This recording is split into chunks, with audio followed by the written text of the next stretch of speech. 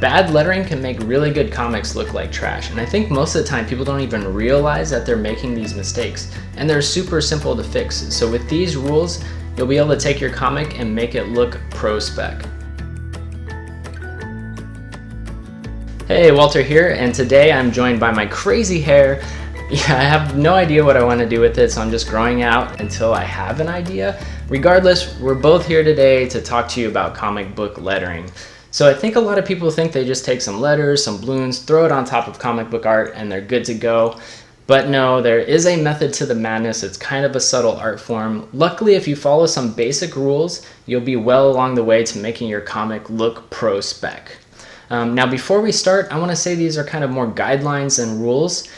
So if you're doing something different or even the complete opposite of this, that's fine. Just make sure you have a reason for doing it. But if you don't have a reason, just follow these guidelines. It's going to make your comic look a lot better and, more importantly, be a lot easier to read.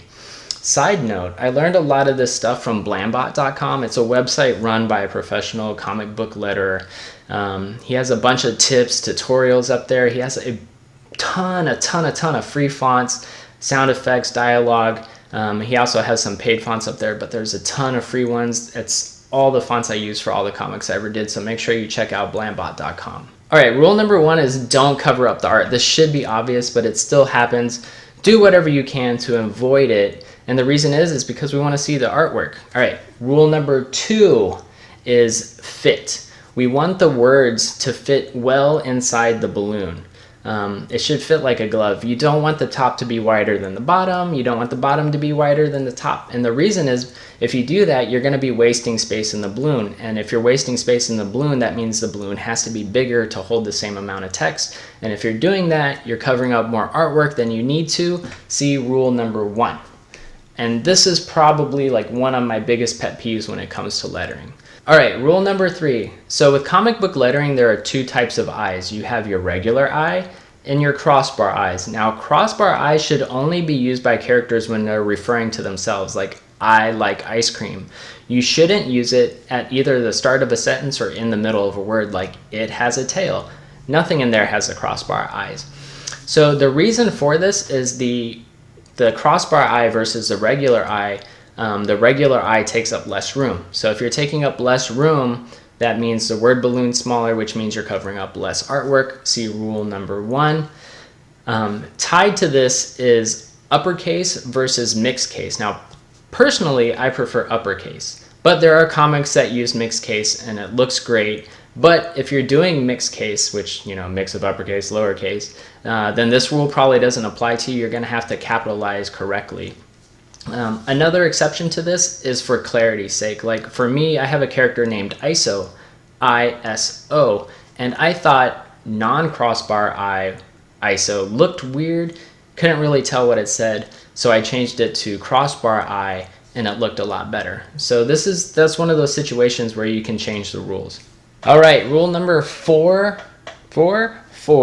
is placement. So you want to make sure that the balloons are going in order that the reader needs to read them. So if we're talking like English comics, we're going from left to right.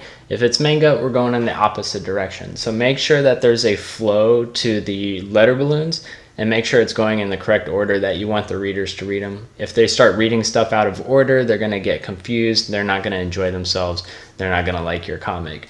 The other stuff that goes along with placement is making sure that you don't have the outside of the balloon rubbing up against any other line. Like you wouldn't want it up against somebody's face, up against the panel border, or even like next to another balloon. This creates a tangent, which is basically where 2 lines meet, and then the viewer can't really tell where one line ends, where the other one begins, and it just makes for a confusing image. So try to stay away from that stuff. Then there's a couple other things too, like you wouldn't want to put a stack of word balloons between 2 characters, because it kind of separates the 2 characters and kind of creates a wall between the 2 of them. Unless you're trying to do it on purpose for some reason, then feel free to do that. The other thing you wouldn't want to do is have like word balloon tails like crossing. Don't cross the streams. And yeah, so that is rule number 4. All right, so rule number 5 is consistency. Whatever you decide to do, make sure you stay consistent with it so that the reader can get into the flow of what you're putting down. So that goes with the outline of the word balloon, or as it's called, the stroke, is the same thickness throughout the entire thing. Yes, if they're yelling or something, you can change the color or how thick it is. But in general, you want to keep it the same size. You want the space around the lettering and the word balloon to be about the same. The tails should look fairly similar, maybe a little longer, shorter, but the overall thickness of the tail should be the same. If you're using like straight tails versus like swoopy tails, like you kind of want to keep all that stuff consistent. Use the same font, stay with the same font size. Sure, if they're yelling, you might want to make the font bigger, but you don't want to overdo it. It can become a little tiring and redundant with the reader. Plus, I don't need huge text to realize that someone is yelling. It doesn't have to be huge. Sure, there's things you can do. Change it to a grungy font and maybe a red balloon if it's an evil demonic character. There's stuff like that you can do, but whatever it is that you're doing, keep it consistent and don't make it too weird. Otherwise, the reader is going to realize that they're reading a comic and they're not going to be able to engage fully with the story, the characters, and the artwork. All right, so there you go, some simple rules to make your comics and your lettering look better. And if you want some more guidelines and some comic book fonts, make sure you go check out blambot.com. So how about it? Are you breaking some of these rules but have your reasons, or just think these rules are stupid? Or maybe have some of your own lettering pet peeves? Be sure to leave a comment below so I can check them out. Otherwise, be sure to like, link, love, hug, and sub for more sweet, sweet goodness. Peace!